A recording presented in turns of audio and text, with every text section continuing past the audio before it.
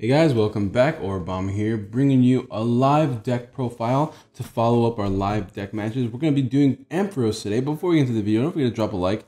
It always supports the channel. I know that we're going for 10K subs this year as a New Year's resolution. Also, Happy New Year, by the way. I know it's the second. I forgot to wish in the first video. I was expecting to upload it earlier, but it is what it is. Happy New Year to all of you guys. Hope you guys have an awesome New Year.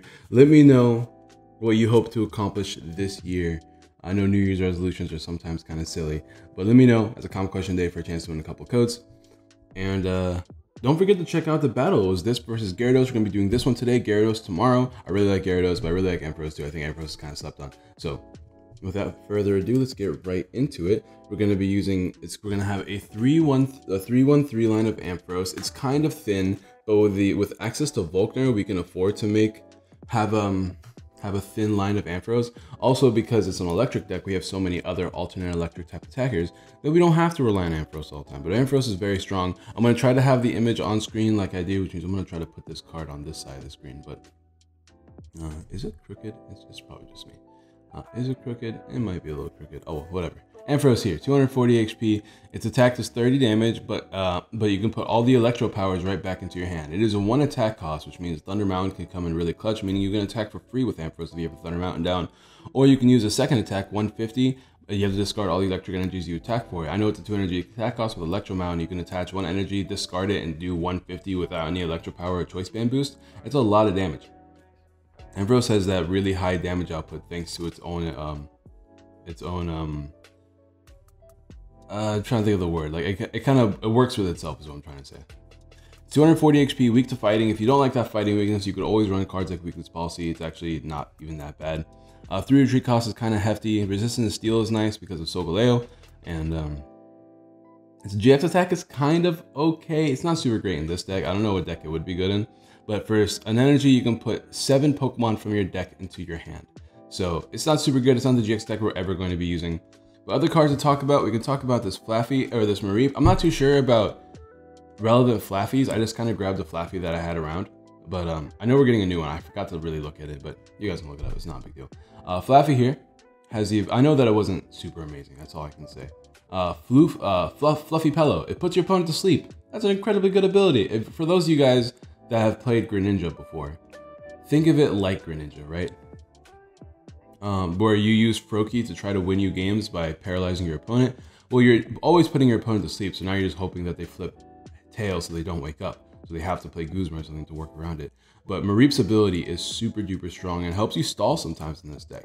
But yeah, we're playing a 3-1-3 line. Put that over there. We're playing 2 Zeraora just for the free retreat. Its attack is good, its GX attack is good, being able to put I have a fake one because I don't have a real one, but I mean, this is not even mine, this is Kate's. I do want one though, I really like Zeraora. Full Voltage GX means you can put 5 energies from your discard pile to your Pokemon any way you like. It's really good. You have Plasma Fist here that can do 160, and its ability means that any Pokemon with electric energies has free retreat. So it's overall really good toolboxy. It's a really good card to have in electric decks. It gives you a lot of utilities. Free retreat and the ability to attach energies, and with Thunder Mountain you really only need 2 energies down on Zeraora at one time. We have ways to accelerate energies as well. We have one really powerful way. Alright. We have 2 of the new Zapdos. I forgot to get an image of this in the video, but it's fairly simple. I'm not even going to bother putting an image. Its attack does 10 damage, but if you made it active this turn, it does 70 more damage. Literally just Glitchxcity GX, but in electric form. You're only hitting 80 and you can't hit for weakness, so keep that in mind. But it's really powerful with electro powers, with choice band. You can rack up the damage, take Okos. You have 110 HP. It's a 1 energy attack, and with Zeraora you can switch between 2 Zapdos for free. So overall, it's our non-GX attacker that can easily be boosted up in damage. This is why we're playing 2 of them. As far as our 1-ofs go, we're playing 1 Xurkitree. Once again, another GX attack that we'll probably use, Lightning GX, being able to put prizes. Being able to look at your opponent's hand and put a prize down there is really, really strong. Just it gives you a lot of disruption capabilities. Its GX, its ability prevents special energies attackers from damaging you. Really good against decks like Passimian. Passimian can't do anything versus Xurkitree, so you can solo them with a Xurkitree, you're pretty much set. And its attack Rumbling Wires can help mill. It does 100 damage. It's not really an attack we want to use unless we're literally walling our opponent's deck, but still very good. Once again, toolboxy kind of vibe we're getting with this deck. There's so many cards that have so many cool effects, and Electric is back, baby. It's as strong as it's ever been.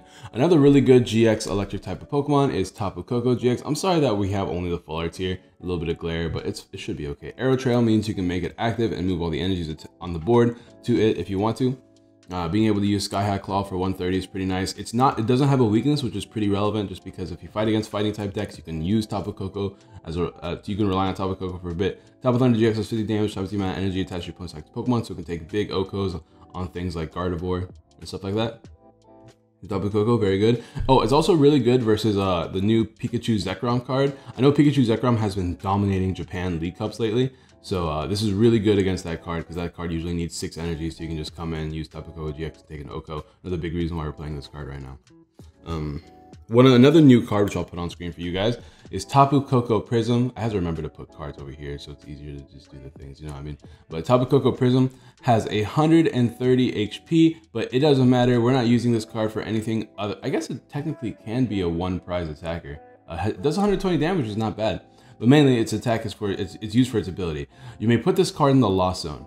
If you do, and discard all the cards attached to it. If you do, you may put a lightning energy on 2 Pokemon from your discard pile. So if I have 2 lightning energies in my discard pile, I can put 1 energy on Zeraora and let's just say Ampharos, I guess. We can attach to Zeraora, use a Thunder Mountain, retreat into the Zeraora, and boom, we can attack because we have Thunder Mountain, hit 160, 190 with a Choice Band. It's overall, this card is amazing. You're gonna be seeing this card in a lot of the next few decks coming forward. I'm gonna try my best not to put the picture up on all the ones, but it's really good. It's literally play it down on your bench. It has to be on your bench. If you lead with it, it sucks, but you can retreat easily. Put it down on your bench, use the ability, attach 2 energies. It's really simple. Because we have Ampharos' second attack that discards energy, because we're playing max potions, it's really easy to get energies in the discard pile, and this Koko just comes in and accelerates energies for you. And then we have, of course, one Tapu Lele GX. It's Tapu Lele, not too much to talk about. That's it for the Pokemon. I think the next few decks are going to be all electric, because we have to do Zapdos Jirachi. We got to do, I know, oh, there's a question that people were asking me in the comments. I can't do any of the evolutions.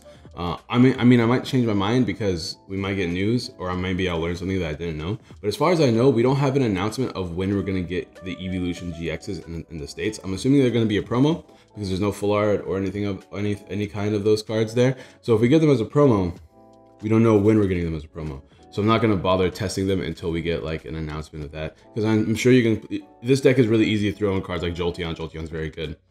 Any electric deck can easily throw in Jolteon GX. And then there's a Flareon GX that's really strong right now. Vaporeon, Glaceon has done pretty well recently. So I want to do all those decks whenever we get the announcement for the evolutions. But for now, let's go on to the items. Standard stuff for Ultra Ball.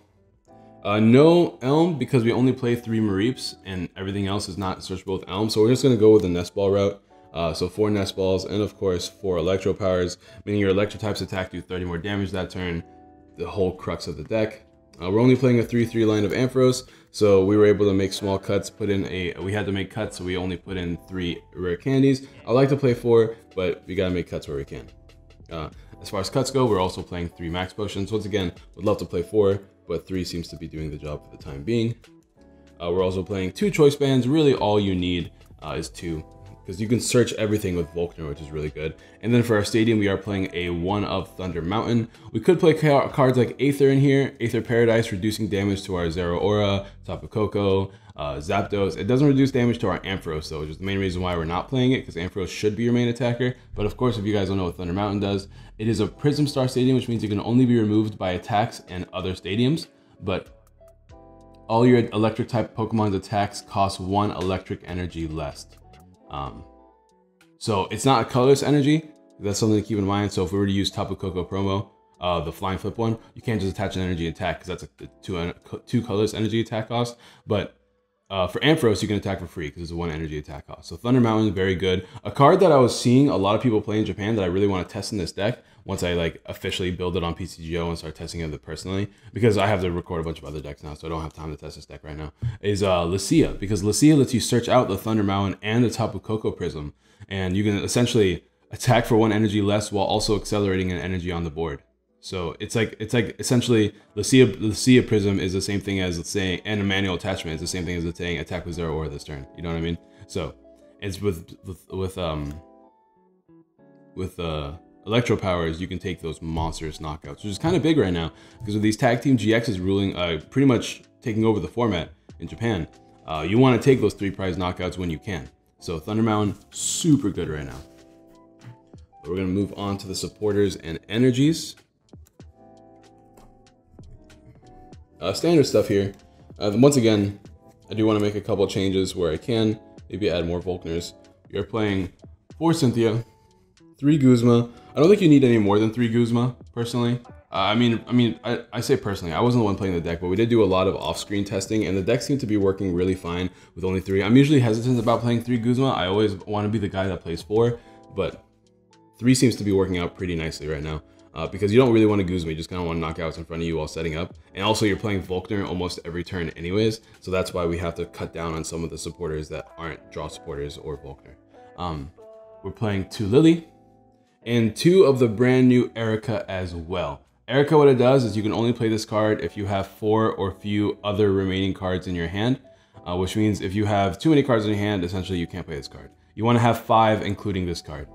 If you have more than 5, if you have 6 cards in your hand, including this card, you can't use this card. But you can draw equal to the amount of Pokemon your opponent has in play. So you can usually draw 6 cards, 5, 4. It's a good amount. I'm testing my numbers. I'm not too sure if I like it more than Lily. If you play it, you have a less likely chance of getting turned with Lily. But this card helps you a lot more mid-game because you're usually drawing more than you would with Lily. Usually. Sometimes you're not because it depends on the matchup. But I am trying out 2 right now. We'll see what happens when I test it in future decks. And we're also playing 3 Volkner here. 3 Volkner, another card I want to increase up to 4. Volkner is just so good. You can grab Electro Power, you can grab Max Potion, you can grab your Nest Balls or Ultra Balls, you can grab your Choice Band, you can grab a Lightning Energy every time. And since your attacks are usually only 1 Lightning Energy, it's kind of ridiculous. This card is really good. So I am playing 3, and I might honestly cut an Erica for a 4th one. But as far as energies go, we don't really need too many energies in this deck. We're just gonna rock with 4, 8, 10, and honestly I feel like one of these energies can go for a 4th Volkner because it's just a lot easier for me to get energies than I thought it would be with this deck. Obviously there's a glare there, but it's fine. 10 energies. This is the deck. Let me know what you guys think down below in the comments down below. I do appreciate it. You guys have been super supportive with this brand new content. I did want to start the new year with a bunch of live deck profiles because this is your favorite content, guys. I want to do it more, but once again, I am at the mercy of my battery and my camera. Ideally, I can make enough money to buy myself a new camera soon. But Ampharos, I'm fairly excited about it. I'm really excited to play all these other electric type decks too. Let me know what you guys think down below. Don't forget to drop a like, subscribe, share, all that good jazz. Answer the comment question of the day for a chance to win a couple of codes, and I'll see you guys next time.